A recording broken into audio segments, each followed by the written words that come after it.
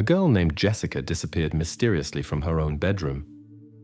Her sister, who shared the room with her, revealed an unusual detail. Allegedly, during the night, a person with a magical hat had come into their room. The police found some clues, but the investigations remained unsuccessful for many years. Only 35 years later did a chance discovery bring to light a truth that shocked everyone. Jessica Gutierrez was born on the 3rd of December 1981 in South Carolina, USA. She was the youngest child in the family and had 2 sisters and 1 brother. After her birth, her parents separated, and her mother Debbie took over the upbringing of all 4 children. They lived in the cozy small town of Edmond, not far from the capital area. Despite the modest living conditions, warmth and friendliness always prevailed in their home. When Debbie was working, the older siblings looked after Jessica, and in her free time, the mother organized various family activities. On the 5th of June 1986, ordinary summer activities took place. 4-year-old Jessica played in the garden with her brother and sisters while Debbie did housework. In the evening after the shared dinner, Debbie put the children to bed. Normally, Jessica slept with her mother in one bed because of her age, but that night her brother felt unwell, and Debbie decided that he should sleep next to her. That evening, Jessica went to bed together with her sisters. The oldest sister took a separate bed, while the younger one shared the bed with Jessica. The next morning, around 9 o'clock, Debbie woke up and first saw 6-year-old Rebecca, who asked to make her breakfast with cereal.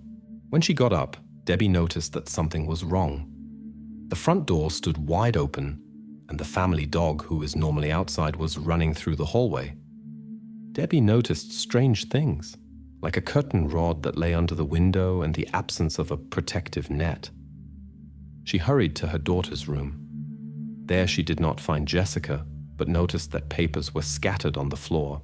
Rebecca told that during the night a man with a magical hat had come, but Debbie thought it was just a joke. Debbie searched the house and the surroundings, hoping to find Jessica playing hide and seek. When she did not find her, she returned and began to question Rebecca urgently and demanded explanations. The younger sister repeated her story about the mysterious visitor, which disturbed Debbie. She could not understand why Rebecca had not called for help if the events had developed that way. Under the pressure of the questions, Rebecca finally shared more precise information about what had happened. In the late night, Rebecca awoke because of strange noises next to her bed. She noticed a figure next to her, dressed like a wizard from fairy tales, with a long beard. This person carefully took the sleeping Jessica in their arms and left the room. For 6-year-old Rebecca, this appeared only as a dream. Therefore, she crawled under the blanket, hoping that everything only sprang from her imagination. She soon fell asleep again, and in the morning did not even remember it to tell her mother. When Rebecca told Debbie about the events, she immediately called the police. The officers who arrived quickly understood that something serious had happened. They entered the house through the living room and noticed that the mosquito net on the window had been removed. Around the house, they found a fingerprint on the glass and some cigarette butts. To attempt contact with the person who had possibly come in the night, the investigators connected recording devices to Debbie's landline phone, hoping that he might call. Rebecca repeated her story and mentioned that the wizard-like person turned off the fan when they approached the bed. Since Rebecca could not clearly recognize the person's face, the officers decided to have an in-depth conversation with Debbie and brought her to the station to question her in detail about the events of the last 24 hours. During a conversation with the police, Debbie shared her suspicions regarding the person whom she held responsible for her daughter's disappearance. She told that she had ended her relationship with a man a few days earlier, with whom she had been together for several months. According to her statement, he reacted very violently to the separation. Debbie suspected that this might be his way of reacting to the breakup. She tried to reach him while she was at the station, but he denied any involvement. The police officers checked his alibi, but found no evidence that connected him to the incident. They also checked the young woman's father, who lived in another state and could not be involved in the incident. Additionally, the experts examined the fingerprints that were found on the window, but there were no matches in the FBI database. Subsequently, The police organized search actions around Jessica's house, which was located on the outskirts of the city next to large agricultural fields. They searched abandoned buildings, forest strips, and bodies of water. The following day, the FBI joined the search actions, however, without finding any traces.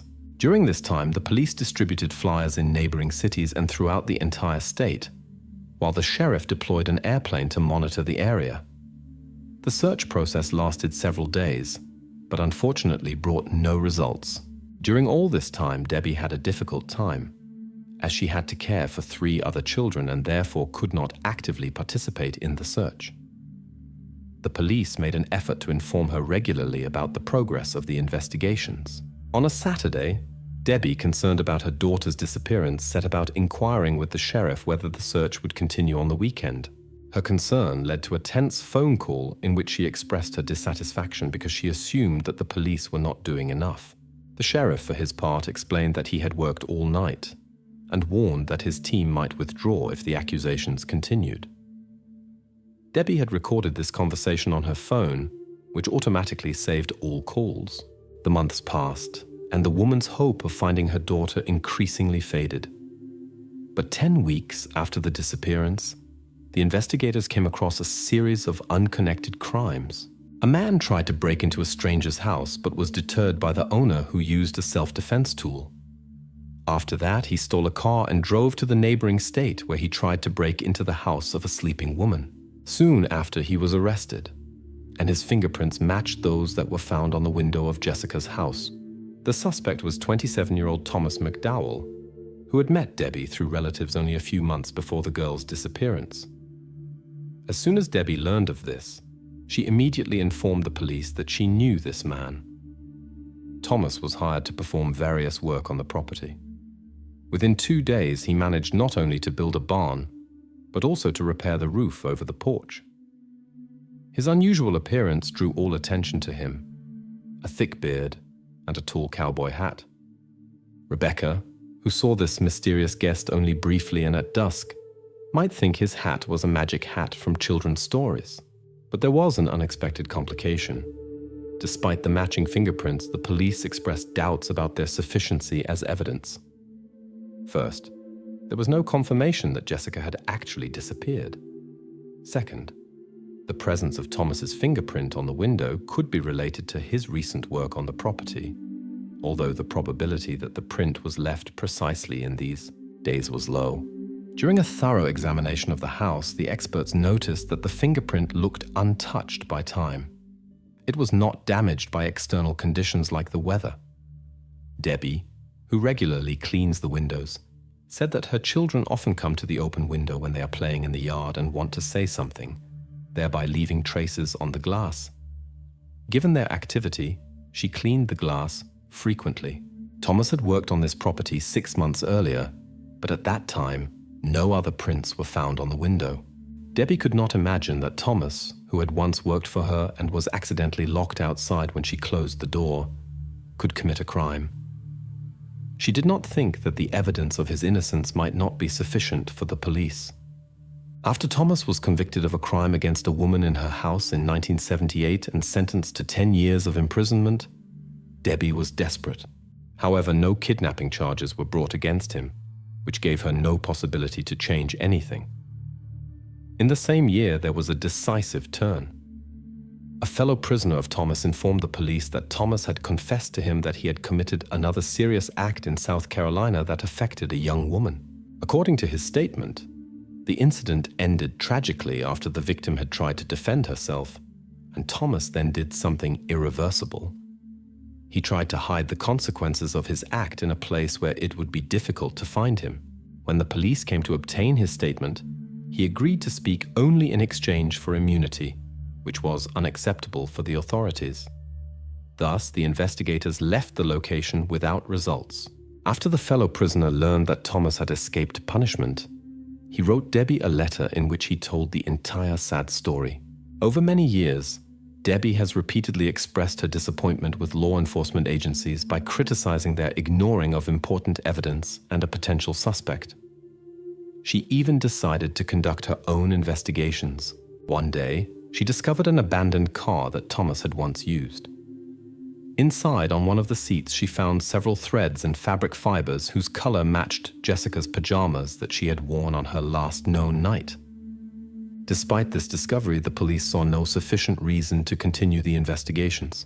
Furthermore, in 1987, police officers from Kansas contacted their colleagues and reported that they had found a girl whose description matched that of Jessica.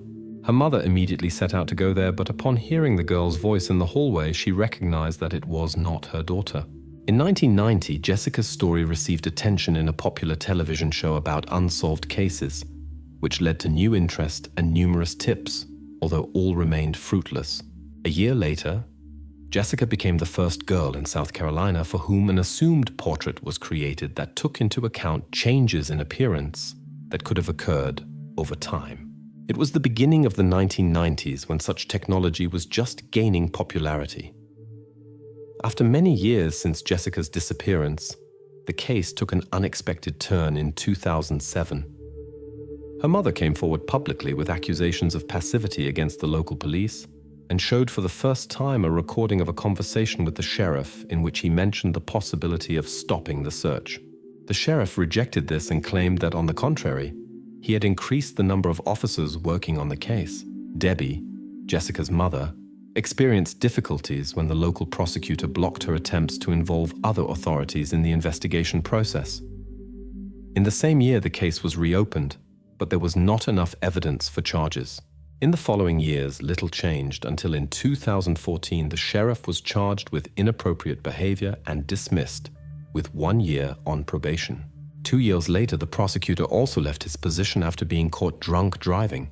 In 2020, 35 years after the disappearance, a new sheriff named Jason resumed the investigations and requested support from a specialized FBI department that deals with searching for missing persons. In the case of the mysterious incident that occurred in 2022, the police showed special interest and deployed 50 officers. At the beginning of the investigations, the investigators delved into analyzing all details, conducted conversations again with every person mentioned in the documents, and carefully checked the evidence to search for new clues. This meticulous work led not only to sufficient grounds for suspicion against Thomas McDowell, but also indicated his possible involvement in the incident. New clues were obtained thanks to Thomas's relatives and acquaintances who noticed changes in his behavior immediately after the woman's disappearance. He changed his appearance, shaved off his beard and long hair, and stopped wearing his usual hat. Interestingly, Thomas also smoked the same tobacco brand that was found near the crime scene, although no DNA could be determined on the remains, presumably due to the limited analysis methods from '88. These details strengthened the suspicion of his involvement. The investigators also had a fingerprint from Thomas and the statements of an acquaintance. At the beginning of the year 2022, Thomas was arrested, and although he denied any involvement, the preparation for the trial took several years and began in January 2024. His defense tried to refute the existing evidence by claiming that the print could have been left on the glass during his visit to the building. It was also argued that a witness could have been mistaken when he saw a person in an unusual hat that he took for his usual one. In the trial, which ended on the 8th of February, the experts brought in by the prosecution emphasized that the print found at the crime scene was not old, as initially suspected, but fresh. They claimed that the print would have already disappeared or been altered under prolonged weather exposure. As confirmation, a former prisoner appeared who confirmed Thomas's story that he had already told him in the year 1988 behind prison walls. The prosecution insisted that a stranger from another state could hardly know such details of the case. It is known that Thomas had expressed the desire in the past to acknowledge his guilt, but demanded security guarantees from the police. Ultimately, Thomas was found guilty by the jury's verdict and received life imprisonment at the age of 63 years. For Debbie, who had been convinced from the beginning of the investigation that he was involved in the events, the verdict triggered mixed feelings. She was satisfied that the guilt was established, but recognized that the arrest could have taken place 36 years earlier. Instead, Thomas was allowed to lead a long life before being held accountable. Furthermore, Debbie was still concerned that the consequences of this tragic case were never fully uncovered, because even after decades, the searches for the truth led to no concrete results. New investigators, just like her, are not ready to give up. However, the chances of discovering the truth remain extremely slim.